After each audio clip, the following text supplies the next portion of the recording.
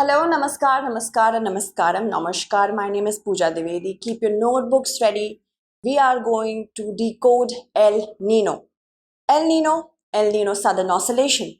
All these are important from the perspective of your preliminary examination as well as from the perspective of your GS Mains Paper 1 examination. Those of you who are preparing for optional, geography optional, please keep in mind whatever we are going to understand from here is going to be extremely beneficial for you. So, El Nino has been officially declared to be onset by the National Oceanic and Atmospheric Administration of the USA. After 2016, this year will be an El Nino year. It's really hot. El Nino years are hot, and that is why whoever we are, wherever we all are impacted by these important weather events. Before I delve into this topic, I would like to tell you about a very important batch that we are going to commence from 19th of June onwards. This is Prelims to Interview Live batch, and it will comprise of not only study materials but one-on-one mentorship, also correct guidance you need, also mains residential program for those students who will qualify the Prelims 2024 examination. Without any distraction, you will be completely readied for the upcoming mains examination in this residential program. Believe it or not, all this will be provided in just rupees 60,000. But I will tell you something more exciting, I can say, is that if you use the code PDLIVE, that is PDLIVE, you will get it at a discount of rupees 29,999 only. Please do avail this offer. Now, these are the many topics that we are going to unleash step by step. First of all, of course, I have already introduced you to the news, but still I would want to add that extreme weather phenomenon is going to be expected because we are in an El Nino year. By the understanding of the definition, we can call it a climate pattern. If it is asked in your examination to introduce it, you can write it that it is a climate pattern in which the Eastern Pacific Ocean is unusually warm, and that wreaks havoc for the entire global weather phenomenon. So it's a climate pattern which includes the unusual, not the usual, unusual warming of surface waters in the Eastern Tropical Pacific Ocean. By the map you can see it is in the South American continent, specifically Chile and Peru equator. So one thing that we have to understand is the word El Nino. El Nino means little Christ. Why is it known little Christ? Because it occurred during the times of Christmas. The Peruvian and Ecuador as well as Chilean fishermen noticed something unusual when they couldn't catch proper fish. This region became intensely warmed, and when that happened, there were no fish to catch because warm waters lack nutrients, proper nutrients. So hence the name Child Christ or Little Christ or Little Boy in Spanish. Alright, it is the warm phase of the larger phenomenon. What is this larger phenomenon? This larger phenomenon is El Nino Southern Oscillation. We do also pronounce it as El Nino, okay? But in Indian accent, I will call it El Nino so that you can relate. Now, the El Nino Southern Oscillation, how was it actually discovered properly? A team led by Sir Gilbert Walker since the 1930s was trying to understand the basic phenomenon that is occurring in the Pacific Ocean and hence its impact in the global arena. So El Nino occurs simultaneously with Southern Oscillation. In an El Nino Southern Oscillation neutral year, what happens? That the trade winds flow from the east towards the west, hence pushing the warmer waters from the East Pacific Ocean towards the west, and then it goes on properly. Australia, Indonesia, India will get a lot of rain. But in an El Nino Southern Oscillation year, when El Nino is strong, the reverse happens. And hence, it becomes El Nino Southern Oscillation. Because the trade winds get weakened, and with the weakening of the trade winds, instead of easterlies flowing from east towards the west, what happens? They flow from west towards the east. Hence, pushing the warmer waters towards the South American coast and thereafter impacting the global phenomenon. I will go deeper into this, do not worry. Okay, so the southern oscillation is basically a change in air pressure, because when the water is going to change, the pressure in the water, or we can say the temperature of the water is going to change, so will be the atmosphere above it is going to also change. The coastal waters become warmer in the eastern tropical Pacific. This is El Nino, and the atmospheric pressure above the ocean also decreases. We know that the higher the temperature of the water, the lower will be the pressure above. All right. So it is all a part of El Nino southern oscillation. This generally sets in between international dateline and 120° west latitude. Generally, this is the area that I'm talking about. So it is all measured through Oceanic Nino index, which actually measures the entire thing because of the deviations. Deviations from the normal sea surface temperature shows us what will be the El Nino year and what won't be. El Nino events are indicated by sea surface temperature of more than 0.9 Fahrenheit. I am giving you prelims fact over here. Please note it down. And this is for at least 5 successive 3-month season. Alright, for 3-month season, it is going to occur for 5 successive or sequential times. And the range can go from about, what is the temperature range in which El Nino occurs? About 4 to 5 Fahrenheit to 14 to 18 Fahrenheit. This is the deviation through the ONI. Okay, now in order to understand how does El Nino occur, we need to understand what is the normal thing that happens in the Pacific Ocean, the normal years, when El Nino year is not there.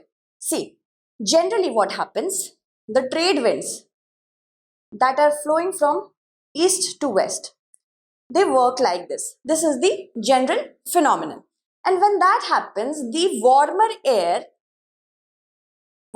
temperature water, not air, the warmer temperatured water of the ocean is pushed towards the west of the Pacific. This is the normal year. I am repeating that over and again. So when that happens, thermocline here deepens because it starts to settle down. The warm waters start to settle down. That is what happens in the case of warm waters. And when that happens, when warm water moves from South American coast towards the west with the help of the easterlies that are coming, there will also be the upward movement of the cooler water near the South American coast. I know that you know this particular phenomenon. I am talking about upwelling. When the cold waters from beneath the ocean, because of the space that has been left out by the pushing of the warmer waters, these collect in the southern South American region.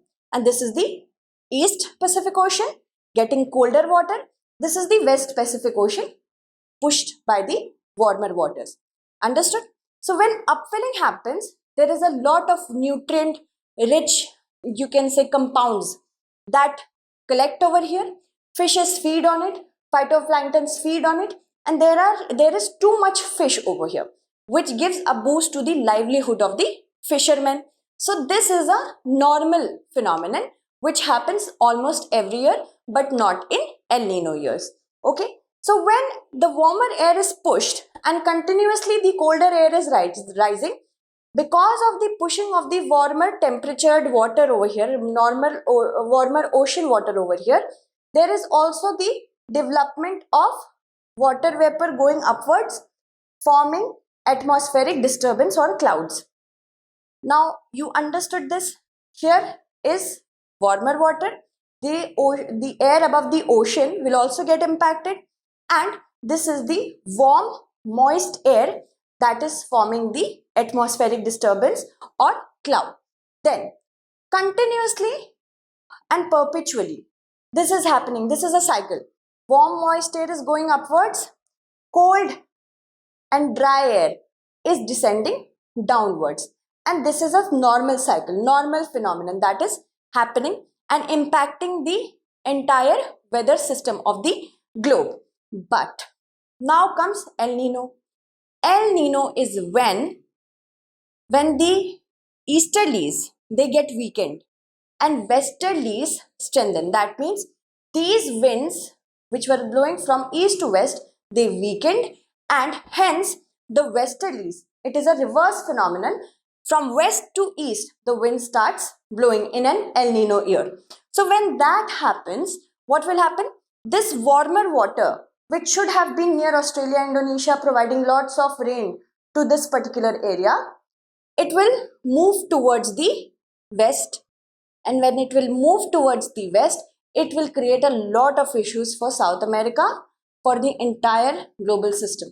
Because earlier, Australia, Indonesia, India, they were all getting normal monsoon rains. But now, the area which is not supposed to get rains will get rains because of the warmer waters getting pushed here, and atmospheric disturbance which was formed because of this warm water is also getting pushed over here. So there will be lots of flood, there will be no proper upwelling of nutrients, no fisheries, no livelihood for farmers who are dependent on those fishes. Also, because of deluge in this area or flood in this area, cholera, malaria, all the flood related diseases also start to occur. So this is the harm of El Nino year. There is a teleconnection as in whatever impacts El Nino is making in the Pacific Ocean, it will also take place, it will also have a connection with the entire global system. These are large-scale, long-lasting climate anomalies or patterns. During El Nino event, westward, I have already told you this, but I am still reading for your revision. Westward blowing trade winds weaken along the equator. Okay, that means, as I already told you, that here, westward, that means from east to west, in El Nino years, they weaken, and hence from west to east, there is a reverse of winds, and that is why El Nino occurs. Alright, and these changes in air pressure, as I already told you, and wind speed also cause warm surface water to move eastward along the equator near the coast of South America, from the western Pacific to the coast of northern South America, we have to say. Okay, and these warm surface waters deepen the thermocline. What is thermocline? This is a line that separates the warmer water from the colder water, we can say. So when the thermocline deepens, that means there will be more warmer water descending downwards and downwards. So upwelling is not possible, and that creates a lot of problem for the fishes. Fish start to migrate from that place. Other than that, there is another problem: no proper food for other important aquatic animals as well, such as shrimps or clams. These all are an important aquaculture ingredient, we can say, for those who are dependent on aquaculture. So their livelihoods also get issue. Then this thick layer of warm water doesn't allow the normal upwelling to occur. I have already told you this, so let's skip that. But yes, we have to keep in mind that rainfall increases drastically in the South American region, as El Nino brings rain to South America, also causes a lot of damage through droughts in Australia, Indonesia, and weakened monsoon in India. Stronger El Nino events also disrupt the global atmospheric circulation. That means the distribution of heat all over the world. Because of this only, there is severe winter weather at the higher latitudes of North America. Now, strong El Nino also contribute to weak monsoon not only in India but Southeast Asia. El Nino sudden oscillation has even contributed to increased rainfall during the rainy season in sub-Saharan Africa. That causes cholera, malaria, all the sorts of flood-related diseases in that period of time. Also, if we talk about India-specific issues, and India are interrelated, because in the last 100 years, India witnessed approximately 18 droughts, and out of these, 13 years were associated with El Nino. There is also a pattern in which we can see that the frequencies of El Nino is also increasing. Like between 1900 to 1950, there were 7 El Nino years in this time span, 50 years. But between 1951 to 2021, there were 15 El Ninos. So this is increasing. The more the weather or the climate change is going to happen, the more will be the pattern of these events will be changing. So we have to keep that in mind. Alright, so India and ENSO are related like this. El Nino events, the worst ones were from 1982 to 1983 and 1997 to 1998. During the first event, sea surface temperatures in the eastern tropical Pacific were 7.8 degrees Celsius to 12.8 degrees Celsius. Here, Australia experienced harsh drought-like condition. Typhoon occurred in Tahiti and record rainfall and flooding in Chile. The west coast of North America was unusually stormy during the winter season, and fish catches also dramatically reduced from Chile, as I already told you the reason. Then another one was 1997 to 1998, and this was a fully, you can say, scientifically observed phenomenon, this one. Here, Indonesia, Malaysia and Philippines, drought conditions occurred. Peru experienced very heavy rains and severe flooding. In the US, increased winter rainfall hit California. Then, the current event, the 2023 El Nino event, is the fifth since 2000. Fifth time we are witnessing El Nino if we compare it to the last 23 years. They develop every 4 to 5 years. This is the general pattern. And at the start of this year, an El Nino was already predicted by the month of August. But see, it has onset in the month of June. What does this tell us is that the weather pattern is changing abruptly. It is the temperature is getting warmer and warmer, more easily and more rapidly. What the earlier predictions were, these were surpassed by a rapid increase in temperature in the ocean, because ocean stores most of the carbon, most of the heat of the you can say atmosphere or earth. And sea surface temperature along the equatorial Pacific Ocean have been showing signs of much more rapid warming. Because of the Nino index, Oceanic Nino index, we can say this 3.4 index value jumped from minus 0.2 to 0.8 degrees Celsius in a matter of 3 months. And this is the accelerated rate of warming. Even though we observed La Nina ended by February of this year, still we could see the rapid warming and rapid onset of the El Nino. How do the scientists collect the data? Scientists collect the data by the help of scientific buoys that is spread across many regions in the Pacific Ocean, from Galapagos Island to Australia. And these actually take in a lot of data when it comes to ocean and air temperature, current, wind and humidity. And with the help of visual satellite imagery, the scientists are able to predict El Nino. A deficient monsoon in India could of course have an effect on those crops which are water guzzlers, such as paddy, groundnut and pulses. Sugarcane can also be hit because it highly depends on monsoon rains. Not many places are irrigated. Other than that, India is actually on a war on two fronts, we can say. First is the heat wave and second is the El Nino. So IMD during the heat wave has been issuing agro advisories twice a week. This through district agro meteorological units across the country. Even the Indian Institute of Wheat and Barley Research is providing the necessary crop specific advisories to the farmers through mobile app. What should they do?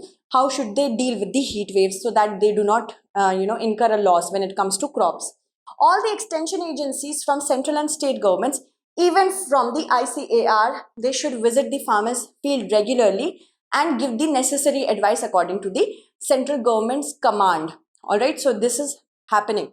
Other than that, the government has also set up a crop weather watch group in order to see, it oversees everything like rainfall to crop sowing to water storage level in major reservoirs, because that will also be impacted. Water in the rivers will be impacted. That will also create problem of water sharing between the states. So many things are there. There is also one instance when the government earlier recommended that the farmers should shift to coarse cereals from paddy, because paddy takes up a lot of water and coarse cereals are good if they even do not get proper water. So right now we do not have a problem of food insecurity because we have had a good year when it comes to crops. As per the second advance estimate for 2022-23, total food grain production in the country is estimated to record 323.55 MT, which is higher than the last year. So we should ensure that government is procuring properly in order to ensure that there is no loss to farmers as well as the consumers. Other than this, the government can also curb exports to other countries. First, fulfill the domestic needs, then only move to the other areas of the world. And when it comes to El Nino, generally what happens, the palm oil prices rise. So we have enough mustard oil right now with us in the country that this problem can also be resolved, keeping in mind that the curbs are there on exports. All right, moving ahead. Now, if you want to get the PDF of this particular segment, you can come and connect with me on the Telegram channel. If you have any question, you can also talk to me on Instagram. So that's it. Thank you so much for watching.